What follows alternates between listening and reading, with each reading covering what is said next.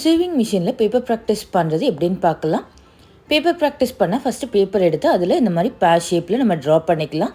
Stitch பண்ணுறதுக்கு முன்னாடி த்ரெட்டையும் பாபினையும் remove பண்ணிவிடுவோம். இப்போ ஸ்டிச் பண்ணுறதுக்கு கரெக்டாக அந்த லைனை நீடில் உள்ளே போகிற இடத்துல கரெக்டாக வச்சுப்போம். இப்படி ப்ளேஸ் பண்ணதுக்கப்புறமா ஸ்ட்ரெயிட்டாக ஸ்டிச் பண்ண அப்படியே ஸ்டிச் பண்ணிப்போம். டேர்ன் பண்ணுறதுக்கு முன்னாடி நீடில் உள்ளே குத்திட்டு அதுக்கப்புறமா பேப்பரை டேர்ன் பண்ணி ஸ்டிச் பண்ணணும். இந்த மாதிரி இந்த பேப்பர் ஃபுல்லாக நம்ம ப்ராக்டிஸ் பண்ணி பார்த்துக்கலாம்.